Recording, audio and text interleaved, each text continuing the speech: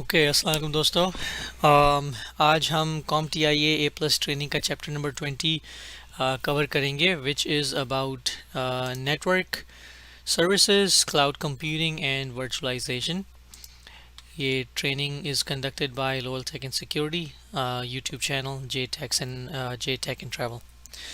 अगर आपको ये वीडियो पसंद आती है, make sure to like and subscribe, hit that bell notification icon so any future videos के लिए यू विल बी नोटिफाइड। हमारा लाइव सेशन चल रहा है, सो if you have any questions you can type the question in the chat for immediate response after the training, or you can type it in the comments and I will get back to you with those answers. So let's start with this chapter. This is chapter 20, as I said, about network services, cloud computing and virtualization.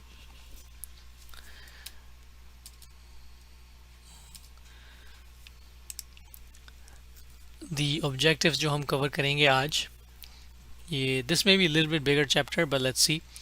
Virtualisation के क्या purpose है, क्या वजह है, उसकी requirements क्या है, उसके इम्यूलेटर की रिक्वायरमेंट क्या है, उसकी सिक्योरिटी की रिक्वायरमेंट क्या है, उसकी नेटवर्क रिक्वायरमेंट्स क्या हैं, और हाइपरवाइज़र क्या होता है। फिर हम अलग अलग क्लाउड के कॉन्सेप्ट्स जो हैं उसके बारे में बात करेंगे। SaaS service, IaaS service, PaaS service. फिर हम public, private, hybrid and community cloud के डिफरेंशिएट के बारे में बात करेंगे, वो क्या है। रैपिड इलास्टिसिटी वो क्या है, ऑन डिमांड क्लाउड सर्विसेज वो क्या होती है। All of this section we will cover. फिर नेटवर्क होस्ट सर्विसेज कैसे की जो प्रॉपर्टीज़ हैं हम उसके बारे में बात करेंगे। सर्वर रोल्स के बारे में बात करेंगे, which is web server, file server. ये सारे कंपनीज, जिस भी कंपनी में आप काम करेंगे उसके अंदर ये ऐसे सर्वर्स बैकग्राउंड में चलते हैं। वेब सर्वर चलते हैं, file server, print server, DHCP server, DNS server, proxy server, mail server. ये सारे सर्वर आपको पता होने चाहिए कि उसका पर्पस क्या है और उसकी बेसिक नॉलेज होनी चाहिए। फिर internet appliance security, basically internet के सिक्योरिटी अप्लायंस के बारे में बात करेंगे, जो कि UTM है, IDS है and IPS। Then legacy embedded system, जो पुराने सिस्टम्स हैं हम उसके बारे में भी बात करेंगे। ठीक है। So basic roles of the server. Servers are generally named for the type of service they provide, such as a web server or a print server. Servers जो है उसका जो मकसद होता है उस मकसद के हिसाब से उसको नाम भी दिया हुआ होता है, जैसे कि वेब सर्वर होता है और प्रिंट सर्वर होता है, DHCP सर्वर होता है। जो नाम है उसका मकसद वही होता है। So to help improve network security and ease administration by centralizing control of resources and security without servers, every user would need to manage their own security and resource sharing. So basically ये बोल रहे हैं कि अगर server ना हो और आपको सिक्योरिटी मैनेज करनी हो तो एक एक इंडिविजुअल कंप्यूटर पे जाके आपको उसको मैनेज करना पड़ता है। बट अगर आप सेंट्रलाइज सर्वर डाल दें तो सर्वर के ऊपर आप जो मैनेज करेंगे will be automatically pushed to all the computers. तो अगर आपके इन्वायरमेंट में 30, 40, 50, 6,000, 7,000, 10,000 जितने भी कंप्यूटर हैं उस हिसाब से you can manage them through a server. Now a dedicated server is dedicated to a specific task such as hosting websites. कि एक सर्वर हमने डाला है वो सिर्फ उसका काम वेब होस्टिंग करना ही है और उस पर कुछ नहीं होगा, उसके ऊपर सिर्फ एक वेबसाइट चलेगी। क्योंकि वेबसाइट इतनी ज़्यादा हज़ार लोग, लाखों लोग उस पर आते हैं, it needs a dedicated server most of the time. कोई website, if you think that it's just an internal website, 5, 6, 10 अंदर के जो यूज़र्स हैं आपके कंपनी के सिर्फ वही एक्सेस करेंगे, then it can be a shared server too. Then the other thing is non dedicated server, जैसे कि हम यहाँ देख रहे हैं non dedicated server. Non dedicated server जो है, सर्वर्स में परफॉर्म मल्टीपल टास्क। एक सर्वर के अंदर वेब सर्वर भी चल रहा होगा, it might also be a domain controller, it might also be a DHCP server, एक ही सर्वर में you can do that. Now web server जो है, whenever you visit a web page you are making a connection from your device which is the client to a web server. जैसे client आपका क्या होगा, cell phone हो गया for example. आप cell phone से कोई भी लिंक डालते हैं google.com, तो वो google.com जो है वो क्या है, वो एक सर्वर है, वो google.com के सर्वर पे जाके कनेक्ट होता है। तो आपका जो डिवाइस है it's called client. Now the web server itself is configured with web hosting software which listens for inbound requests on port 80 and 443 and or 443 actually दोनों पोर्ट के ऊपर काम करता है। जैसे ही आप रिक्वेस्ट करते हैं, ये जो दो मेन पोर्ट हैं वेब सर्वर के, पोर्ट 80 और 443, ये याद रखने के हैं हमें क्योंकि आगे जाके और आएंगे इसके अंदर। Port 80 and port 443। 80 है वो इनसिक्योर पोर्ट होता है और 443 इज़ अ सिक्योर पोर्ट। ठीक है, आज के ज़माने में most of the websites HTTPS जो कि 443 का पोर्ट होता है उसके ऊपर चलती है। स्पेशली आपकी बैंकिंग की वेबसाइट HTTPS 443 पे ही चलेगी। कोई भी चीज़ 80 पोर्ट 80 या HTTP जिसमें S नहीं लगा हुआ होता, सिर्फ HTTP पे चले, आप जान लें कि वो इनसिक्योर है, आपकी इन सारी इंफॉर्मेशन कोई ईजिली स्टील कर सकता है। Now web servers are usually placed on a DMZ zone. Here the firewall is configured to allow inbound port 80 and 443 requests to the DMZ, but not to allow inbound requests on those ports to make it to the internal corporate network. तो basically ये बोल रहे हैं कि जो web servers जो हैं, ये वेब सर्वर्स ये इनबाउंड रिक्वेस्ट एक्सेप्ट करते हैं। सो आपका फ़ोन, आपने फ़ोन से कुछ भी टाइप किया google.com आपके फ़ोन से वो जाएगा गूगल के सर्वर के ऊपर कनेक्ट होगा। गूगल का सर्वर जो है वो सिर्फ दो पोर्ट एक्सेप्ट करेंगे, पोर्ट 80 एंड पोर्ट 443। आज के ज़माने में Google and Facebook and most of the major websites सिर्फ 443 एक्सेप्ट करते हैं। अगर आप 80 भी डालेंगे वो ऑटोमेटिकली 443 को ट्रांसलेट करके रीडायरेक्ट कर देगा। ठीक है, तो इसमें क्या होता है, ये सर्वर्स जो हैं वो एक जोन के अंदर पड़े हुए होते हैं। जब हम थोड़ी एडवांस नेटवर्किंग में आएंगे ना तो आपको थोड़ा उसमें और डिटेल पता चलेगी, पर अभी just remember DMZ is called demilitarised zone. Okay, network term भी है ये, और ये मिलिट्री के अंदर भी सेम ही आती है टर्म। तो इसके अंदर ये वाइड ओपन होता है zone, but wide open in a sense कि खाली पोर्ट 80 और 443 की जितनी भी रिक्वेस्ट कहीं से भी आती हैं ये उसको अलाउ करता है। इसके पीछे दूसरे सिक्योरिटी अप्लायंस लगे होते हैं, WAF and stuff, but just for general purpose ये डीमिलिटराइज जोन होता है। It's an open zone, anyone can come in on port 80 and 443, लेकिन ये इसके थ्रू आप किसी और इंटरनल डेटा में नहीं जा सकते हैं। फॉर एग्जांपल, मैं अपने फ़ोन से google.com टाइप किया और मैं कहूँ कि मैं गूगल के इंटरनल सर्वर पे चला जाऊँ, मैं नहीं जा सकूँगा because Google is blocking that, और and mostly all the companies do that. ठीक है, next is file server. So file server provides a central repository for users to store, manage and access files on the network. Advantages इसका क्या है? Ease of access, centralized security and centralized backup. Network attached storage जो है, these are also called somewhat of a file server. तो ये जो black box पड़ा देख रहे हैं आप यहाँ पे, मैंने जो बताया था आपको, वो it's a form of file server. It's a NAS, but it's a server which stores your documents. So file server is for that. Now, network attached storage devices, which are standalone units that contain hard drives, come with their own file management software and connect directly to the network. तो ये जैसे मैंने आपको NAS के बारे में बताया। फिर एक दूसरा होता है, it's called SAN, it's called Storage Area Network, which is basically a network segment or collections of servers that exist solely to store and manage data for large organizations. SAN और NAS में यही फ़र्क है। NAS जो है वो छोटा सा डिवाइस होता है, उसके अंदर हार्ड ड्राइव लगी होती है, उसका खुद का एक सॉफ्टवेयर होता है, रन कर रहा होता है, वेब सर्वर का सॉफ्टवेयर, एंड वो 24 घंटे 24/7 ऑन होता है, and that's a form of A file management server, you can call it that.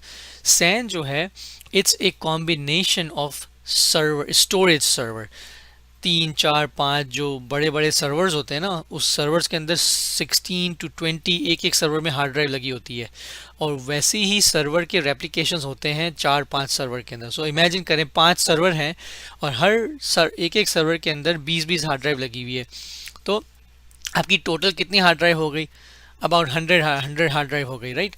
तो 100 हार्ड ड्राइव को ये कंसोलिडेट करके सैन का नेटवर्क बनता है. सो सैन की जो depending on what type of hard drive and server you have, SAN is faster than NAS. But आप सैन ऐसी चीज़ है कि ये घर में नहीं लगा सकते हैं because you need lot of equipment for that. ठीक है ना. So best for how home use and small offices, NAS is a affordable way. फिर नेक्स्ट है अपना प्रिंट सर्वर. ये प्रिंट सर्वर क्या है? प्रिंट सर्वर जो है, a print server makes printers available to clients over the network and accepts print requests from those client. तो print server का एक मकसद यही है कि वो अगर आपकी कंपनी के अंदर 4 या 5 जितने भी प्रिंटर्स हैं, वो सारे प्रिंटर्स इस सर्वर्स के ऊपर इंस्टॉल किए हुए होते हैं. वो कनेक्टेड नहीं होते हैं. रिमेंबर, नेटवर्क के अंदर कोई चीज़ फिजिकल होस्ट से कनेक्ट नहीं होती है, वो स्विचेस और नेटवर्क इक्विपमेंट से कनेक्ट होते हैं. बट ये प्रिंट सर्वर के ऊपर उसके ड्राइवर्स इंस्टॉल हुए होते हैं. प्रिंट सर्वर के ऊपर वो जो सॉफ्टवेयर है प्रिंटर के, वो 100% विंडोज़ 10 के ड्राइवर्स, विंडोज़ 11 के ड्राइवर्स, विंडोज़ 7, 8 जो भी आप रन कर रहे हो सबके ड्राइवर्स इंस्टॉल हुए होते हैं. फिर अगर जो क्लाइंट्स होते हैं आपके, जो वर्क स्टेशन, वो बेसिकली उसके ड्राइवर्स इस प्रिंट सर्वर से उठाते हैं. तो जब भी आप अपने वर्क स्टेशन पे कुछ भी प्रिंट करते हैं तो आपके वर्क स्टेशन से वो जॉब डायरेक्टली प्रिंटर को नहीं जाती है. वर्क स्टेशन से वो जॉब जाती है आपके प्रिंट सर्वर को, और वो प्रिंट सर्वर फिर उस प्रिंटर को भेजता है. ठीक है ना. तो basically this is also a form of centralization. A print server serves that purpose. Then और सर्वर के रोल्स भी हैं, जैसे कि मैंने पहले बताया था DHCP सर्वर. DHCP सर्वर जो है, अगर आप पिछले सेक्शन से याद करें, DHCP का मकसद ये होता है to give out IP, hand out IP addresses. ये DHCP का काम ये होता है. So the DHCP servers are configured to provide IP configuration information automatically to clients, such as an IP address, subnet mask, default gateway, and the address of a DNS server. So DHCP server का काम ये है कि जब भी कोई नया client या नई वर्क स्टेशन या नया सेल फोन कुछ भी नेटवर्क के ऊपर ज्वाइन करने की कोशिश करता है, तो वो DHCP से बोलता है कि मुझे IP दो. DHCP सर्वर उसको रिस्पॉन्ड करता है कि मेरे पास ये वाली IP है, तुम्हें चाहिए? तो क्लाइंट जो होता है सेल फोन, वो बोलता है ओके, हाँ अगर ये अवेलेबल है तो गिव इट टू मी. फिर वो एक्नॉलेजमेंट सेंड करता है वापस कि हाँ you can have this IP, और ये गेटवे है. मतलब गेटवे का मकसद वो ये कि ये मेन दरवाज़ा है इंटरनेट के लिए जाने का, और जो DNS सर्वर है वो ये है. DNS सर्वर की IP वो भी दे देता है आपको. ये बेसिकली पॉइंट करता है. तो ये DHCP सर्वर का काम है. ठीक है. अब नेक्स्ट जो है वो है DNS server, domain name system. सही है. DNS सर्वर जो है has one function on the network, and that is to resolve host names to IP addresses such as google.com. जब हम टाइप करते हैं तो वो रिजॉल्व करता है गूगल की IP पे. उसका पूरा काम ही ये है कि वो DNS की जितनी भी क्वेरीज होती हैं, google.com, loyaltechsecurity.com, आप कुछ भी डोमेन टाइप करेंगे वो उसको ट्रांसलेट करेगा IP के अंदर. Because technically there is no such thing as a domain name. google.com actually does not exist.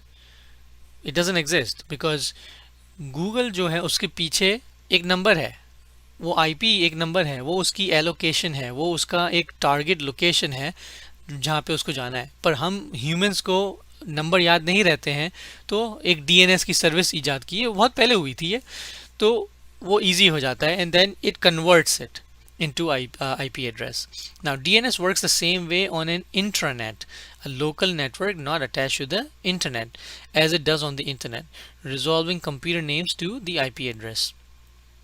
Companies hosting a website require two public DNS, two for redundancy. Each DNS server has a database called a zone file, which maintains records of host name to IP address mapping. जो बड़ी बड़ी companies होती हैं, जो भी website run कर रहे होते हैं, उनको कम से कम 2 DNS के पब्लिक DNS की रिक्वायर्ड होती है, बिकॉज ऑफ फॉर रिडंडेंसी. एक डेड हो जाए तो दूसरा is still capable of giving out the DNS queries. DNS के जो होते हैं ना, उसका डेटाबेस होता है DNS सर्वर का स्पेशली, वो जोन्स की फाइल्स होती हैं, उसके अंदर सारे डीएनएस की आईपी इक्विवेलेंट टू उसका domain name. So for example IP address 1.1.1.1.1, ठीक है, ये IP address is equivalent to google.com। फिर 2.2.2.2 is equivalent to for example loyal take security. मैं खाली एग्जांपल दे रहा हूँ, these are not the actual IPs. तो ये पूरा एक टेबल होता है, उसके अंदर सेव होता है। तो जब भी कोई क्लाइंट क्वेरी करता है, वो डोमेन नेम को उस आईपी से मैच करके उसको इंटरनेट पे भेज देता है, ठीक है। So that's the purpose of DNS server. Now the proxy server, a proxy server makes request for resources on behalf of a client. Example is 20.1 using proxy. इसको मैं आपको पिक्चर के अंदर बाद में दिखाऊंगा, बट प्रॉक्सी सर्वर जो है basically you can think of that as like a server sitting in between client, proxy and then the internet, ठीक है। तो जितनी भी रिक्वेस्ट आपका, मैं क्लाइंट इधर आपको सेलफोन की ही एग्जांपल देता हूँ ताकि सब लोग समझ सके। क्लाइंट सेलफोन कोई रिक्वेस्ट करता है loyaltechsecurity.com पे जाने की, तो बीच के अंदर आ जाता है एक प्रॉक्सी सर्वर। वो रिक्वेस्ट जाती है उस प्रॉक्सी सर्वर से। अब वो प्रॉक्सी सर्वर उसको अलाउ करता है जाने के लिए कि नहीं, या वो प्रॉक्सी सर्वर अलाउ करता भी है, it can see all the information, it can block the information, it can do lot of things. So the proxy server is kind of a man in the middle, ठीक है। Then we have a mail server. A mail server runs an email server package. The most popular ones are Microsoft Exchange, SendMail, Postfix, and Exim. Although there are dozens of others on the market, email servers are most often located in the DMZ with these ports configured. तो सबसे पहले mail exchange server जो होता है, which is Microsoft exchange server, बहुत ही commonly use होता है, बहुत कंपनीज में यूज़ होता है। That's a mail server. अगर अब तो थोड़ा चेंज हो गया है, बिकॉज आप on prem mail server run नहीं करते हैं, सब क्लाउड में है, हाइब्रिड है। बट पहले क्या होता था कि हम एक सर्वर ऑर्डर करते थे, फिजिकल सर्वर, उसके अंदर माइक्रोसॉफ्ट एक्सचेंज को सारा इंस्टॉल करते थे। माइक्रोसॉफ्ट एक्सचेंज जो है एक सॉफ्टवेयर है, वो आप विंडोज़ सर्वर के ऊपर चला सकते हैं। फिर उसके अंदर एक्सचेंज सर्वर का सॉफ्टवेयर पूरा इंस्टॉल करते थे, उसको पूरा सेट करते थे, और कोई भी हमें ईमेल सेंड या रिसीव करनी हो वो उस सर्वर के थ्रू होता था, उस एक्सचेंज सर्वर के थ्रू। और वो किस पोर्ट्स के ऊपर काम करता है? जो कॉमन पोर्ट्स हैं, इट्स पोर्ट 25, पोर्ट 1110, 143। ये पोर्ट 25 हमेशा याद रखिएगा, बिकॉज ये आगे जाके भी आएगा। पोर्ट 25 जो है, इट्स कॉल्ड SMTP। ये ईमेल सेंड करता है, आपको आउटगोइंग ईमेल है वो जाती है पोर्ट 25 पे। जो इनकमिंग ईमेल होती है वो आती है पोर्ट 110 पे, ठीक है। एंड एक दूसरा इन्होंने प्रोटोकॉल निकाला है, which is called IMAP4, which works on 143। This also receives the email. And ये सारे इनसिक्योर पोर्ट है, आगे जाके मैं इसकी सिक्योर पोर्ट्स के बारे में बात करूंगा। ये सारे इनसिक्योर पोर्ट्स हैं अभी फिलहाल। Then we have an authentication server. An authentication server is a device that examines the credentials of anyone trying to access the network, and it determines if network access is granted, such as domain controller, which is a centralized authentication server, RAS, which is a remote authentication dial-in user, which is a radius, and terminal access control, or it's also called as TACACS. तो दो चीज़ हमें याद रखनी है। Radius, यहाँ पे वो show नहीं कर रहे हैं, but radius is RADIUS, radius याद रखने का, ये भी आगे जाके आएगा। और दूसरा है TACACS, TACACS। ये है ना ऑथेंटिकेशन सर्वर के प्रोटोकॉल्स हैं, you can think of it like that. Radius जो है वो, ये दोनों चीज़ें हमारे डोमेन कंट्रोलर से कनेक्टेड होती है। इसका बेसिक कॉन्सेप्ट क्या है कि आपका सेल फोन अगर फॉर एग्जांपल वाईफाई ज्वाइन करना चाह रहा है किसी भी कंपनी का, तो वो जाएगा सेल फोन उस वाईफाई की SSID पे, उस पे जाके यूज़र नेम एंड पासवर्ड डालेगा। फिर depending on how the company is set up, वो यूज़र नेम एंड पासवर्ड वो इस रेडियस सर्वर के अंदर जाके चेक करेगा कि ये यूज़र जो लॉगिन हो रहा है क्या ये हमारी कंपनी में काम करता है, क्या इस यूज़र का इंफॉर्मेशन हमारे सर्वर में है, अगर है तो इसको एक्सेस दे दो, अगर नहीं है तो ब्लॉक कर दो। That is the authentication server. ठीक है ना। Now this is a very good picture, a very simple way of understand कि DHCP कैसे काम करता है। ये याद रखने की चीज़ है बिकॉज जब हम उसमें जाएंगे ना, पैकेट ट्रेसर्स, हम जब पैकेट ट्रेसिंग करेंगे ना, ये जानना बहुत ज़रूरी है। सो सबसे पहले ये पीसी जो है लेफ्ट के ऊपर, ये है अपना client which is a laptop, और ये जो राइट के ऊपर है this is a DHCP server जो IP एड्रेसेस हैंड आउट करता है। So let's check with the number one, ये आपका जो लैपटॉप है वो ब्रॉडकास्ट करता है message, can anyone give me an IP address. बस वो ज़ोर से बोलता है कि क्या मुझे कोई IP एड्रेस दे सकता है। उसकी जो ये रिक्वेस्ट है ये DHCP सर्वर सुनता है और बोलता है sure, do you want this IP address. ठीक है ना, ये उसको IP एड्रेस देता है। फिर लैपटॉप बोलता है यस इफ इट्स अवेलेबल। ठीक है ना, तो ये देखें ऊपर लिखा हुआ है DHCP रिक्वेस्ट। ठीक है ना, तो ये इसने रिक्वेस्ट कर ली। पहले उसने डिस्कवर किया कि भाई कोई है, कोई दे सकता है मुझे, तो इसने ऑफर किया। ये जो DHCP ऑफर और डिस्कवर लिखा हुआ है ना, ये याद रखने का है बिकॉज ये पैकेट ट्रेसर के अंदर सब ऐसे ही लिखा हुआ आएगा। जब हम पैकेट ट्रेस करेंगे ना, ये सब लिखा हुआ आएगा। तो सर्वर ने बोला हाँ भाई मेरे पास ये है DHCP, उसने ऑफर की उसको, और फिर इसने लैपटॉप ने बोला ठीक है मुझे ये दे दो, मैं रिक्वेस्ट कर रहा हूँ। ठीक है, और फिर ये acknowledge, DHCP ACK means acknowledge. ये DHCP सर्वर ने बोला ओके ये तुम्हारी है IP और ये तुम्हारा गेटवे है, ये तुम्हारा DNS सर्वर है, ये सारी IP जो है मैं तुम्हें दे रहा हूँ, ये सिर्फ तुम्हारे लिए ही है, कोई और यूज़ नहीं कर सकता है। 8 घंटे के लिए, 8 दिन के लिए, जो भी सेटिंग सेट हुई हुई होगी उतने टाइम फ्रेम के लिए ये तुम्हारी है IP। तो ये जो रिक्वेस्ट है 1 2 3 4 ये कॉन्स्टेंटली होती है every time a new device is on the network. ठीक है, so again DHCP discover, DHCP offer, DHCP request and DHCP ACK acknowledge याद रखने का है हमें। ये हमारे पैकेट कैप्चर के अंदर बहुत शो करेगा। नाउ सैम्पल DNS जोन, ये DNS जोन जो है हमारे पास जो वेब सर्वर रन करते हैं, हम DNS के होस्टिंग की सर्विस के ऊपर जाके यूजुअली सेट करते हैं। So there are 5 columns of information presented from left to right, they are as follows. The name of the server और कंप्यूटर, फॉर एग्जांपल www.in, जो ये वाला है पहला वाला, हम इसकी बात कर रहे हैं। लेफ्ट से हम राइट की तरफ हम जाएंगे उसको एक्सप्लेन करते हुए। तो ये आपका हो गया domain.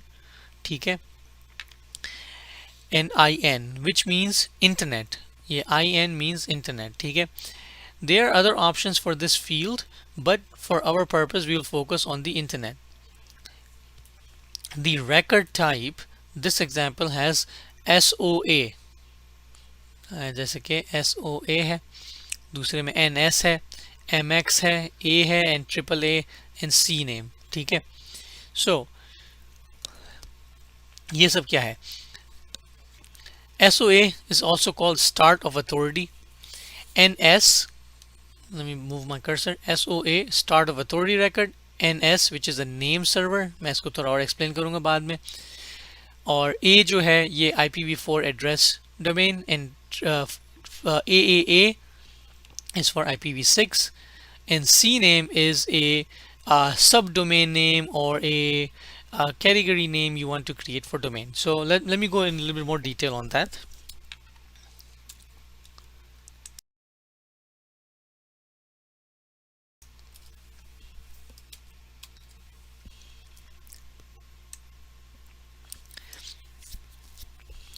The address of the computers, comments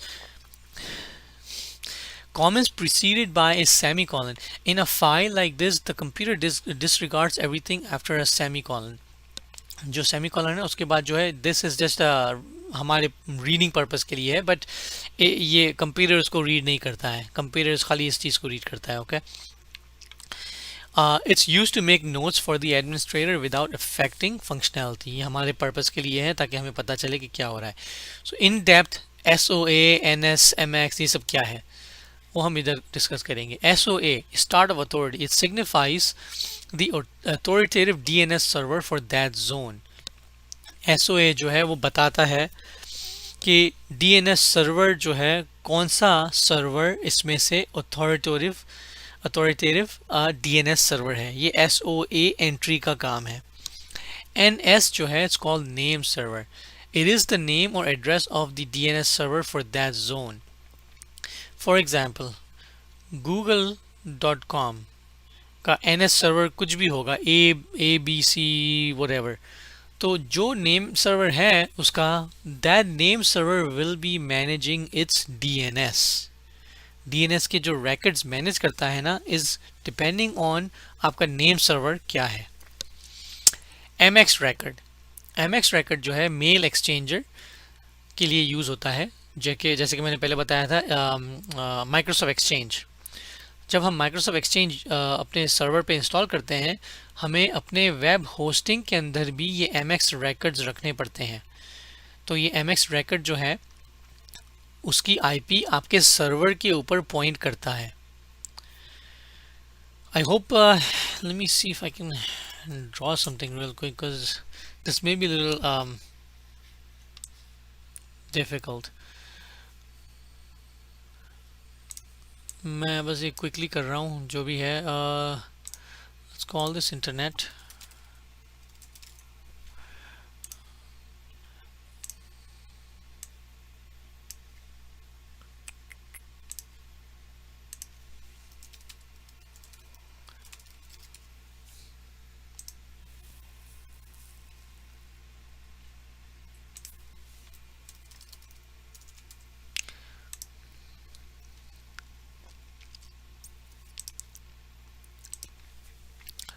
okay, ये आपके लोकल एक्सचेंज सर्वर है. ये इसका जो है इंटरनेट पे जाने के लिए इसको हम एक्चुअली नाम भी दे देते हैं. Let's give it a name as loyaltechsecurity.com. तो वो on the way out वो वापस उधर MX record के ऊपर जाएगा and then from there it will go to the internet. Basically this is the very basic concept. There's more involved in this. वो मैं आगे जाके बात करूँगा, but this is the basic concept of how MX record work and how the host domain entry works. Okay, then we have A record. A record जो है वो use होता है IPv4 के होस्ट record के लिए. IPv4 आपको पता है IPv4 के एड्रेस के लिए. IPv6 के लिए हम यूज करते हैं AA quad A.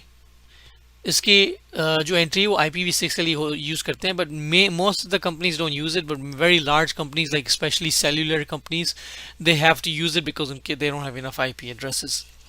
CNAME, also known as canonical name.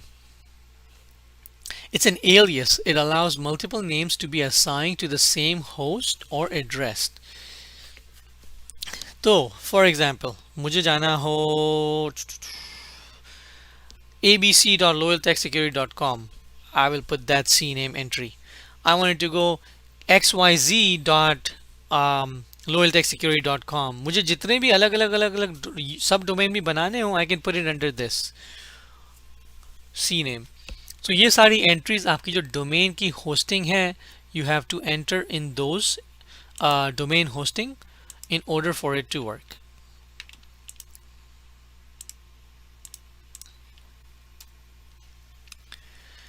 DNS on the internet. So when you type www.loyaltechsecurity.com, जो PC जो है वो उसकी जो जोन की फाइल है उसको चेक करता है. Then it checks its cache to see if the records in there. Cache मतलब जो लोकल स्टोरेज होती है ना, मेमोरी की कैश या वेब कैश, उसके अंदर अगर ये एंट्री पहले से है, so it will just quickly go there. It queries the root server. जो भी root server का DNS का सर्वर एंट्री दी होगी आपने, उसको चेक करता है. Then it processes the continue until the name is resolved. तो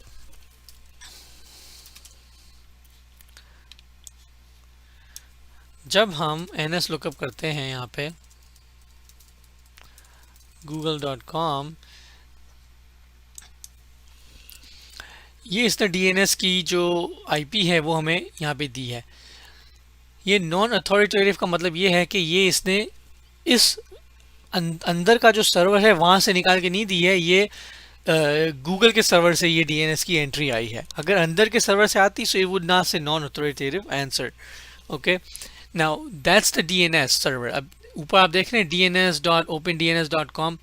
सो मैंने जब ये ns lookup टाइप किया, ns lookup ने सबसे पहले nslookup.google.com पे टाइप किया मैंने, तो उसने dns.opendns.com के ऊपर जाके क्वेरी की, उसको पूछा कि ये google.com की आईपी क्या है, तो फिर उसने जवाब दिया कि उसकी आईपी ये है।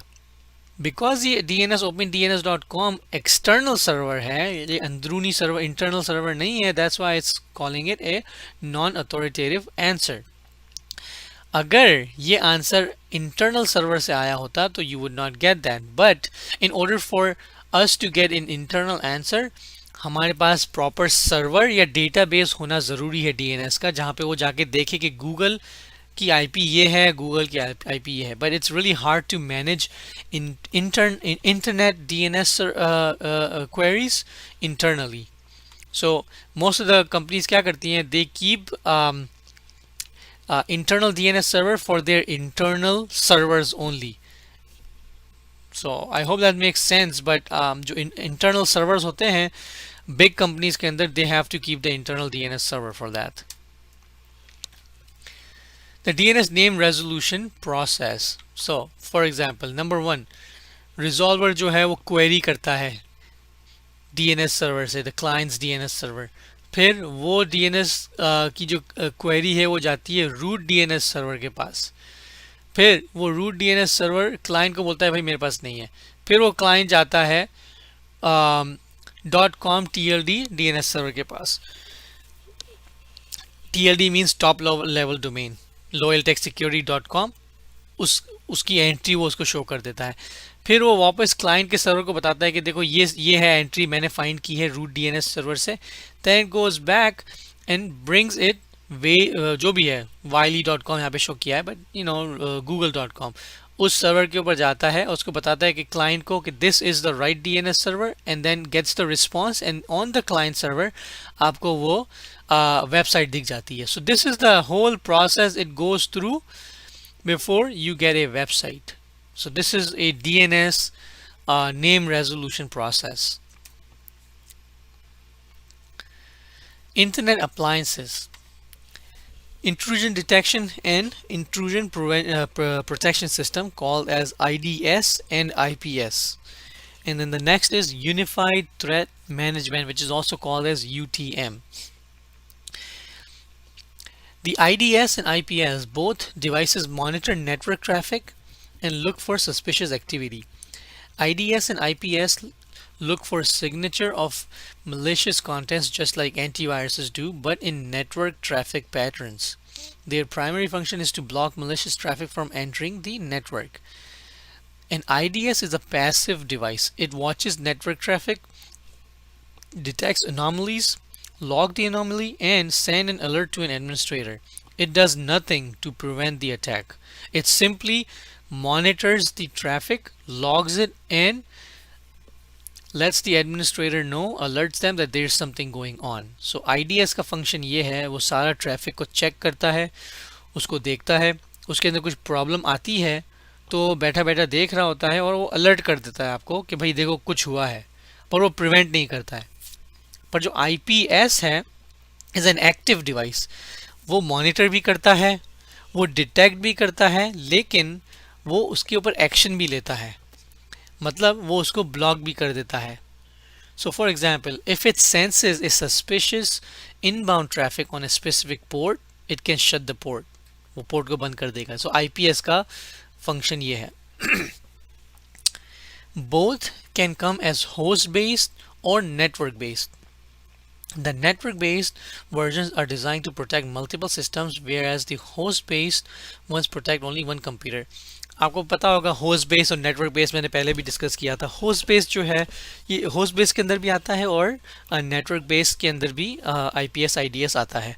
होस्ट बेस्ड जो है installed on an individual device, network based जो है वो आपके पूरे नेटवर्क के ऊपर होता है।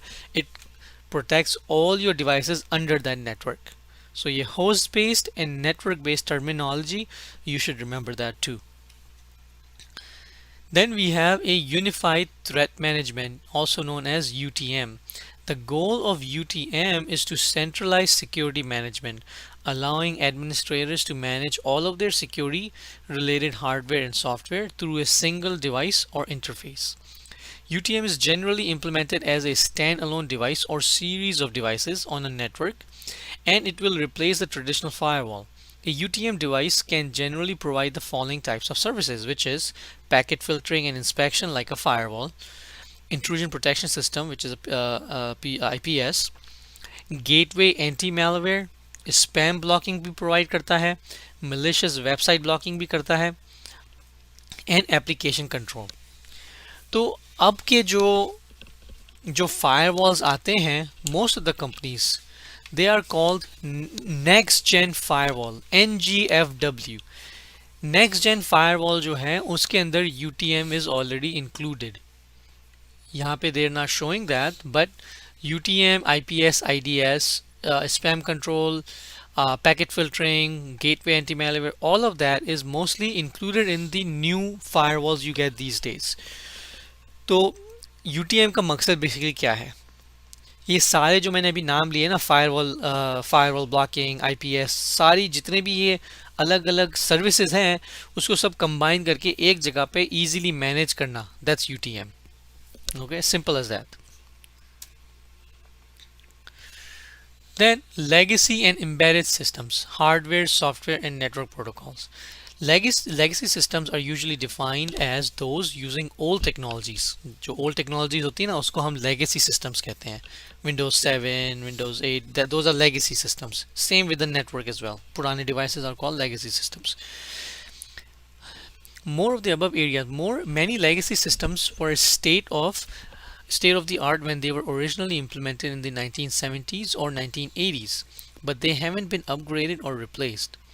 Reasons for keeping legacy systems are companies that don't have large IT budget find replacing legacy systems to be very expensive. Cost of failure of an upgrade could be catastrophic. The world's global financial systems are in many places supported by legacy systems. Messing up a migration in that context could be a career limiting move. Time to test, verify functionality, implement could be very expensive. So basically all they are saying is that आज की दुनिया में भी काफ़ी companies जो है वो legacy systems use कर रहे हैं. And I'll give you one example. PSENG, सब जानते हैं. PSENG is a electric and gas provider for the northeast of United States. इनके जो system, it's a very big company. इनकी जो systems हैं they are using Pascal. Pascal जो है is बहुत पुरानी language है. Not many people know what a Pascal language is, but it's a command line language and they do not want to change it. Unki bhi, they have the same issue. The issue is if they change it, first of all it might be very costly to update to the newest system. It may break their other system, so then they will have to revamp their entire company, and the failure could be catastrophic because electric could be out, gas could be out. So these systems are currently vulnerable. That is why it is very important to secure these systems. I'm sure they have some type of firewalls ahead of these old systems. They must be protected somehow. But if you guys remember, a gas company in central US was recently was hacked because they were also on legacy systems. उनके भी पुराने systems थे. So it tends to happen because big companies usually they don't want to change their systems because of this. Cloud services. IaaS is called infrastructure as a service, PaaS, platform as a service, and SaaS, software as a service. Amazon is providing all of this and more. But we'll talk about this and what that is. So cloud computing, what is that? Cloud computing is a method by which you access remote servers to store files or run applications for you. जैसे कि है Microsoft Azure, Google GCP, HP के अपने हैं, Apple, Netflix, Amazon, AWS, all of that. ठीक है. उस cloud computing का मकसद ये है कि कोई भी रिमोट सर्वर आप एक्सेस करें, उसके ऊपर फाइल्स रन करें या उसके ऊपर कोई एप्लीकेशन रन करें। हम gmail.com में जब जाते हैं, that's basically cloud computing, because हम उसके क्लाउड के ऊपर लॉग इन हो रहे हैं।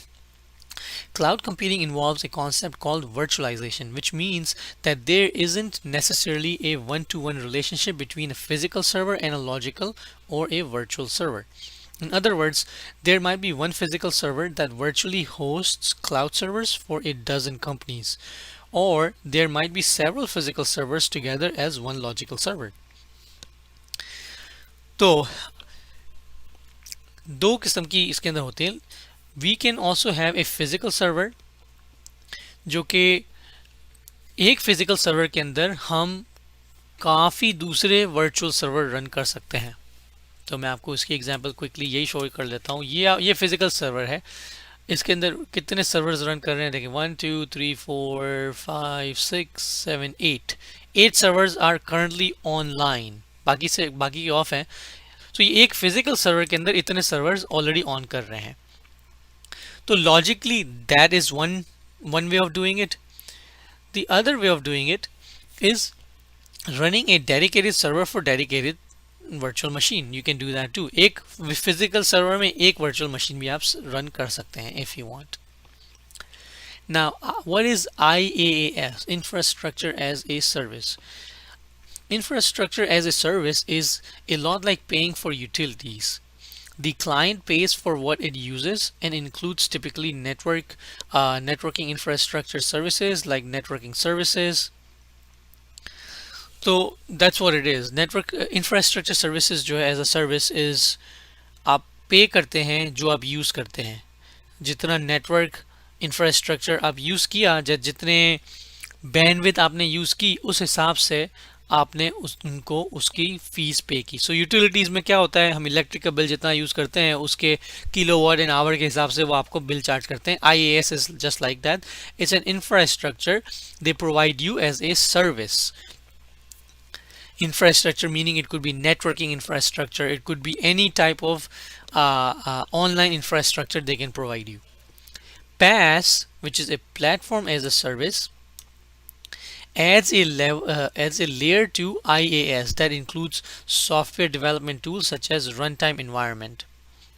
PaaS जो है वो प्लेटफॉर्म आपको देता है जिसके ऊपर IaaS के ऊपर एक दूसरी लेयर ऐड करता है, जिसके अंदर वो एक सॉफ्टवेयर डेवलपमेंट टूल आपको देता है। काफ़ी माइक्रोसॉफ्ट के सॉफ्टवेयर डेवलपमेंट टूल हैं जो पैस के ऊपर चलते हैं।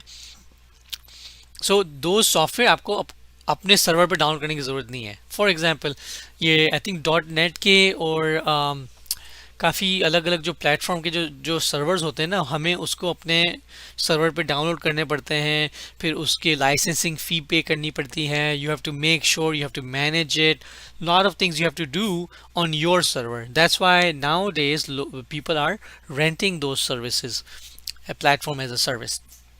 वो पूरे प्लेटफॉर्म उनको दे देते हैं, then they can do all the development on that platform service. SaaS, which is a software as a service, which handles the task of managing software and its deployment, and it includes the platform and infrastructure as well. So for example is Google Docs, Dropbox, Office 365. These are one of the examples or few examples for software as a service. Software जैसे हम कोई भी software होते हैं, ये आप इसको भी एज अ सर्विस यूज़ कर सकते हैं। Not just this, you can have different softwares from AWS, Azure, GCP which is Google Cloud. वो आप रेंट कर सकते हैं, लीज कर सकते हैं as a SaaS service. So common cloud service levels, ठीक है। आउटसाइड जो है क्लाउड्स, ये जो आप देख रहे हैं जो पीछे बाहर है, ये हैं हमारे क्लाइंट्स बेसिकली। सो फ़ोन हो गया, लैपटॉप हो गया, सर्वर हो गया, डेस्कटॉप हो गया एंड टैबलेट हो गया। ये सारी चीज़ें हैं जो क्लाउड की एप्लीकेशंस को एक्सेस कर सकती हैं। क्लाउड के अंदर क्या क्या होता है ये देखें, एप्लीकेशंस हैं, इंफ्रास्ट्रक्चर रन कर सकता है, ये database is very big, you can run that. Finance के सॉफ्टवेयर रन करते हैं, you can access all of this on a cloud without installing that on your own server. So आज के ज़माने में ऑन फाइनेंस की एग्जांपल मैं देता हूँ quick books. It's all on cloud, you can get that all on cloud. QuickBooks is an accounting management software. So you can use everything on the cloud as well. Types of cloud. एक तो है private cloud, दूसरा है public cloud, फिर है hybrid cloud and then community cloud. इसमें फ़र्क क्या है? प्राइवेट क्लाउड जो है इट्स अ इंडिविजुअल क्लाउड होता है within their own network. It allows the company to control its own security. Private cloud जो है you can also call that as a dedicated server. Dedicated server sitting in a cloud. तो for example Amazon, मैं Amazon के पास जाके ये बोल सकता हूँ कि भाई मुझे एक सर्वर दो जो और कोई यूज़ ना कर रहा हो, सिर्फ मेरी कंपनी के लिए हो, एक डेडिकेटेड सर्वर मेरा खुद का हो, उसके ऊपर मेरी खुद की आईपी हो, किसी के साथ वो आईपी शेयर ना हो. So then I can manage security. I can do whatever I want with that server. And Amazon and Google and Azure and Alibaba also does that. They will give you that. Then we have public cloud. Public clouds are operated by third-party companies, offer the best in scalability, reliability, flexibility, geographical independence, and cost effectiveness. But it is a public cloud, meaning it is shared with others. It's not a private cloud, it's a public cloud. Server तो होगा but उसके अंदर आप ऐसे समझ लें अलग अलग चेम्बर्स बने होंगे. Chamber number A company Amazon, नहीं अमेज़ॉन नहीं, company number A Loyal take Security का होगा, चेम्बर नंबर 2 किसी और कंपनी का होगा, चेम्बर नंबर 3 किसी और कंपनी का होगा, but it's the same server compartmentalize like that. हम इन रियलिटी में ऐसा नहीं होता है बिकॉज वो तो राउटिंग सारी उसकी अलग होती है, but I am just giving you an example to understand. Then we have a hybrid cloud. Hybrid cloud जो है combines public and private clouds to get the best of both worlds. उसके अंदर hybrid cloud के अंदर private and public is combined. So you have some area of that server as a shared, the some is the private. Community cloud are created when multiple organizations with common interests combine to create a cloud. In a sense, it's like a public cloud with better security.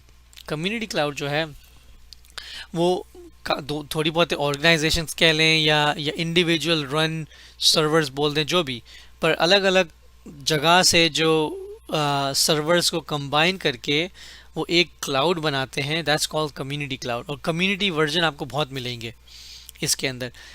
they have good security, but I would not say they have great security because it's a community. It's publicly open. तो उसके अंदर people will have if you're running a code on it, people will have the share of that code. तो it's an okay security. It's not as great as a private cloud because आप खुद manage कर रहे हो everything. Cloud feature: on-demand self-service, broad network access, resource pooling, rapid elasticity, measured services. ये cloud के features हैं. And what are those? So on-demand self-service, users can access additional storage, processing, and user capabilities automatically without requiring intervention from the service provider. On demand जो है, जैसे Azure वाले हैं, lot of companies they give you this. आपने for example आपने उनसे एक server rent किया, उसके ऊपर आपने सर्वर को बोला कि I only want 8 GB of memory and I only want 2 GHz of processor and I need 100 GB of hard drive. They rented you that server. But जैसे जैसे आपकी सर्विसेज और आपका बिजनेस ग्रो हो रहा है, मे बी वो 100 GB got turned into 200 GB. तो यूजुअली ये on demand self service automatically gives you that allocation without वो कंपनी को फ़ोन करो कि भाई I need additional 100 GB of storage. You don't need to do that. आप एक्स्ट्रा यूज़ करोगे, they will give you extra, you will be charge extra. Simple as that. ठीक है ना. तो it brings convenience. Then we have broad network access. Broad network access, aka ubiquitous access, the ability for users to get the data they want when they want, how they want using workstation, laptops and mobile phones. So broad network access is आप data को कहीं से भी access कर सकते हैं. That is the concept of broad network access. Workstation से, laptop से, फ़ोन से, किसी भी डिवाइस से, किसी भी वक्त, कहीं से भी. That's a broad network access. Resource pooling. The provider's resources are seen as one large pool, which can be divided up amongst clients as needed, bandwidth, storage, etc. So resource pooling, ये क्या है? It's a similar concept, थोड़ा सा as a demand on demand, but इसके अंदर आप ऐसे समझ लें उल्टा चल रहा है. फॉर एग्जाम्पल मैंने 1 TB की स्टोरेज ली इनसे बाय की, और मैं उसके अंदर रन कर रहा हूँ 32 GB for example of memory. अब मैं ये 1 TB of hard drive and 32 GB वो और क्लाइंट्स में भी यूज़ कर सकता हूँ और डिवाइसेस में भी यूज़ कर सकता हूँ, बिकॉज वो एक पूल मेरा बन गया ना. ये पूरा एक मेरा पूल है कि मेरी जो 1 TB की स्पेस है, मैं 100 GB इस क्लाइंट को दे दूँ, 100 GB इस क्लाइंट को दे दूँ, 200 GB इस क्लाइंट को दे दूँ. So you are allocating each work station from your allocated pool. तो वो रिसोर्स पूलिंग ऐसा होता है कि आपका जितना जो टोटल अमाउंट है उसमें से डिवीजन करके अब थोड़े थोड़े क्लाइंट्स को दे दो.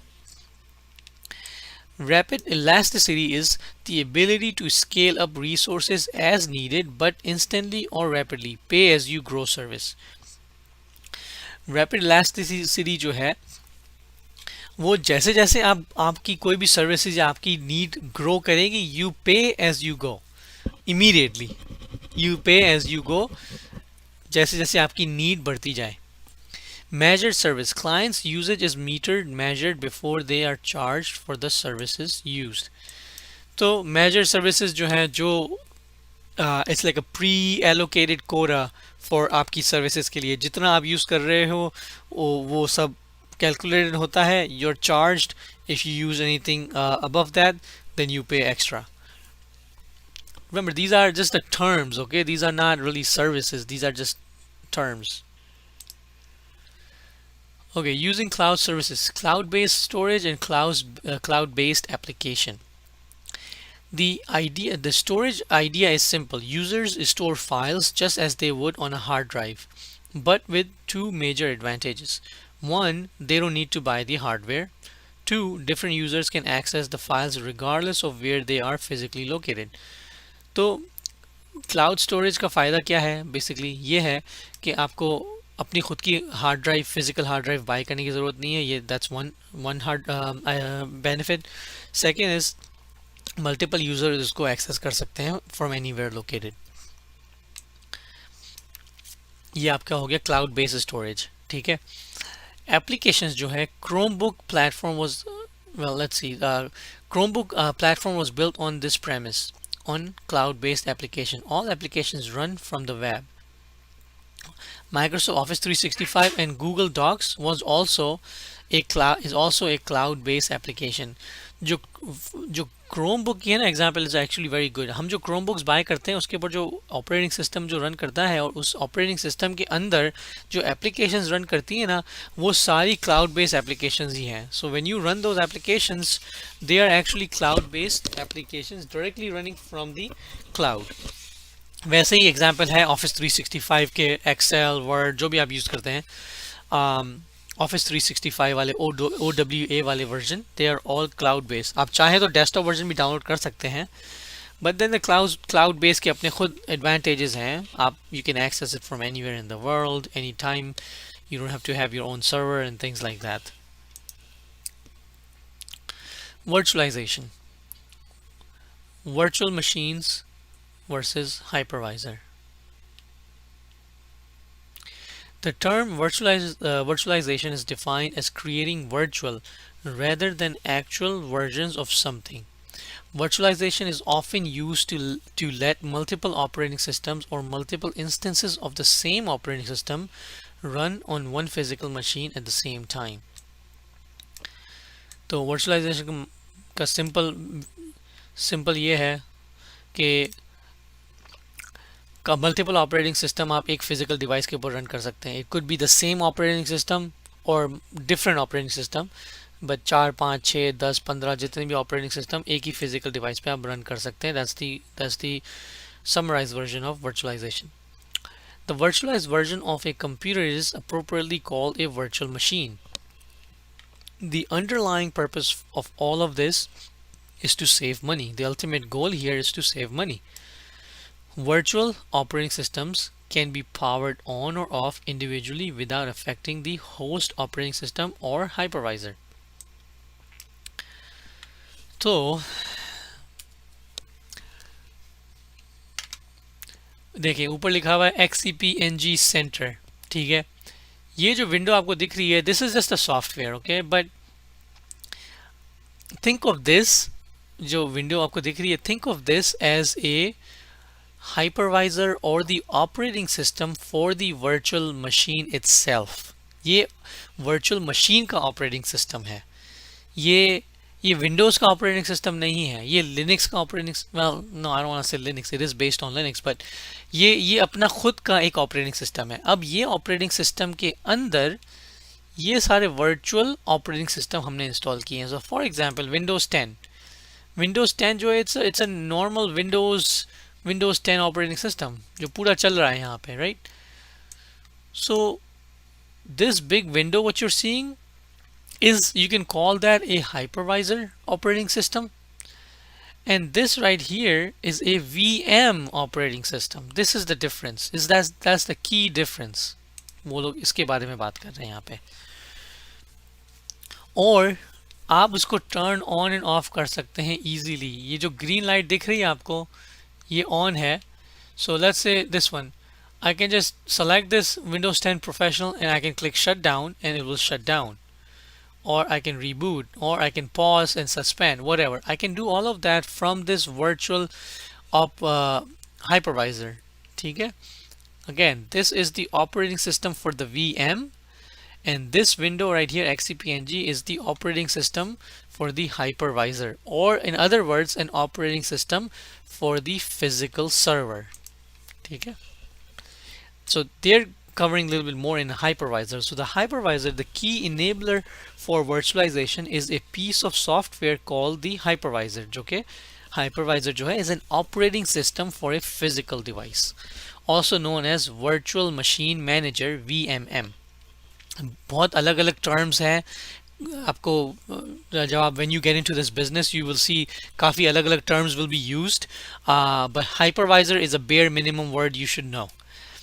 The hypervisor software allows multiple operating systems to share the same host, and it also manages the physical resource allocation to those virtual operating systems. जैसे कि मैंने बताया, hypervisor, आप बस ये याद रखें, hypervisor operating system जो है वो physical system के ऊपर जाता है, और जब वो आपने इंस्टॉल कर लिया फिर उसके अंदर आप वर्चुअल मशीन के ऑपरेटिंग सिस्टम इंस्टॉल कर सकते हैं. For example Windows 10, Windows 8, 11, whatever, you can install those operating system. Not just Windows, आप Linux भी इंस्टॉल कर सकते हैं, Firewall इंस्टॉल कर सकते हैं. So those are VM operating system. ठीक है. So types of hypervisor, type 1 and type 2. The type 1 hypervisor sits directly on the hardware, and because of this it's sometimes referred to as a bare metal hypervisor.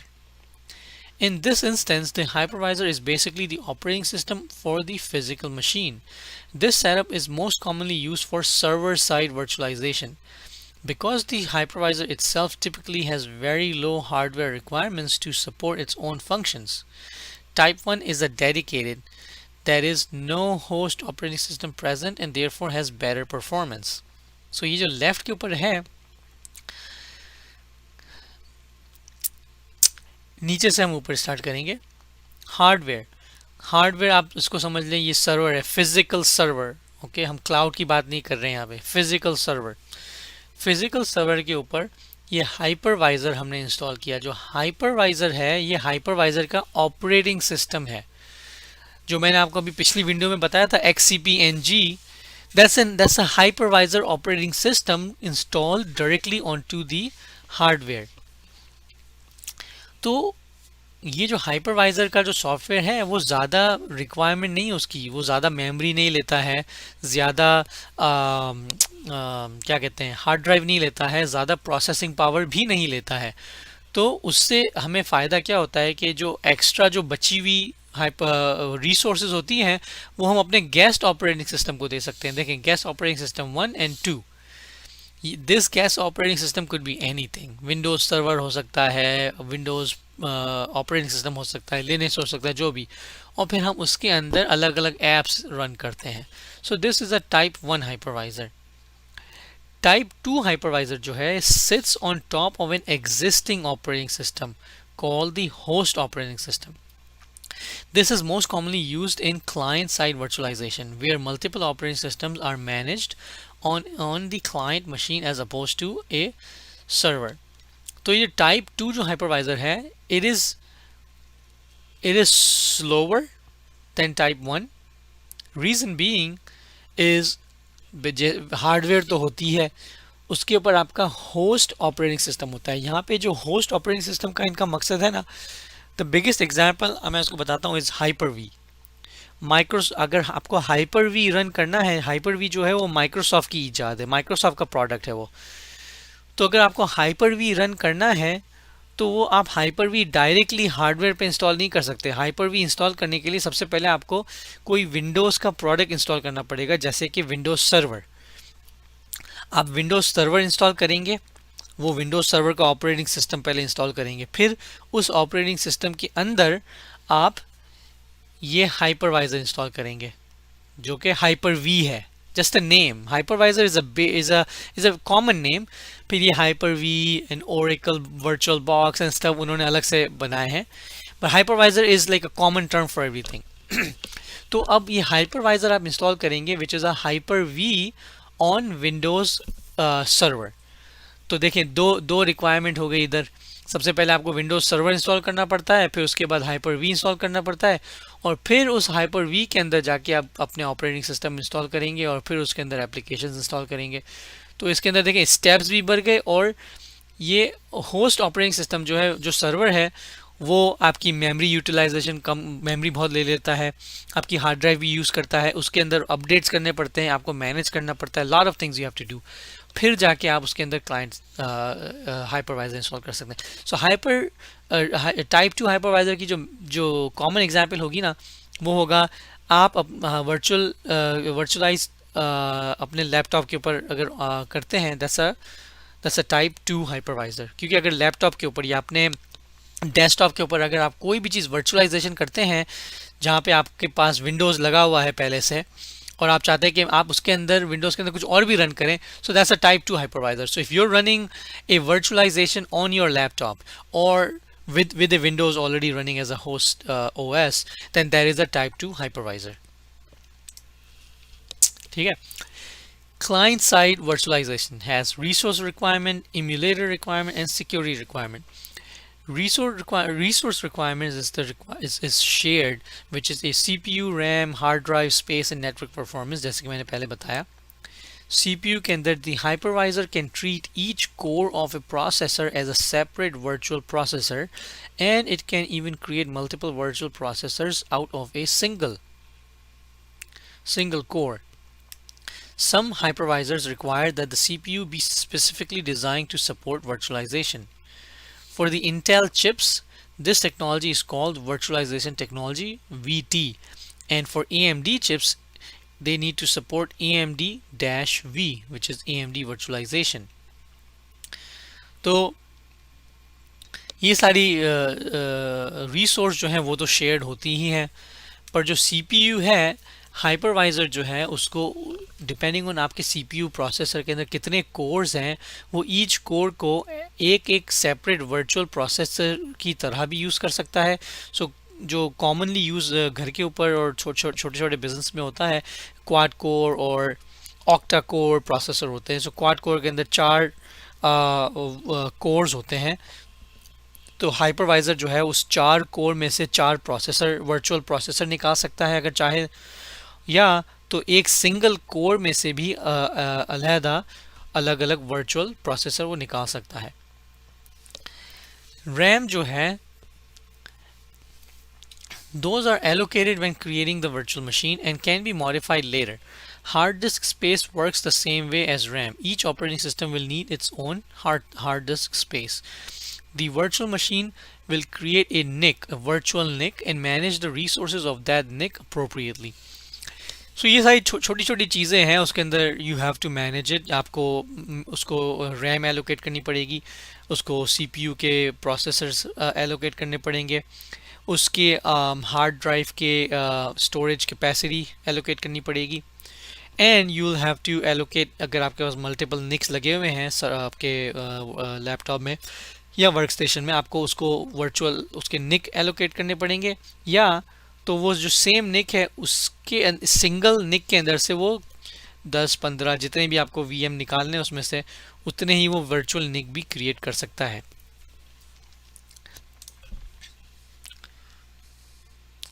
So, virtual NICs connecting to a physical NIC.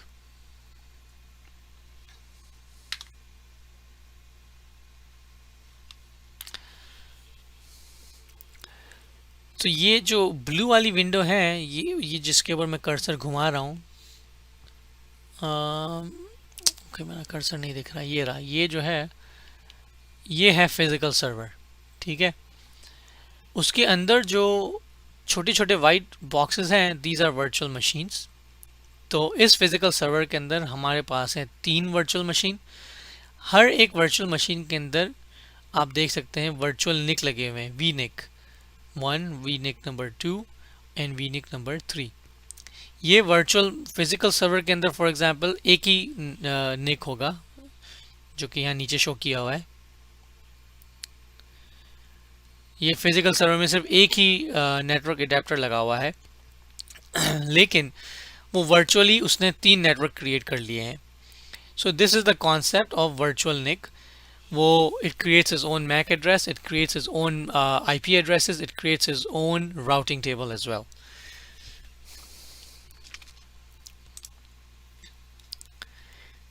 So client side virtualization हमने resource requirement है वो cover कर लिया है, but the emulator requirements क्या है? The emulator requirements, all of the requirements that have that a physical machine would have, need to be replicated by the hypervisor, and that process is called emulation. Okay, the as it says, all of the requirements that have a physical machine would have to be replicated by the hypervisor, and that process is called emulation. जितनी भी requirements जो physical machine की हैं वो hypervisor के अंदर भी replicate होनी चाहिए. that process is called emulation. क्योंकि अगर वो replicate नहीं होगी तो वो virtual machine को आगे pass down नहीं कर सकेगा. तो emulation is requirement.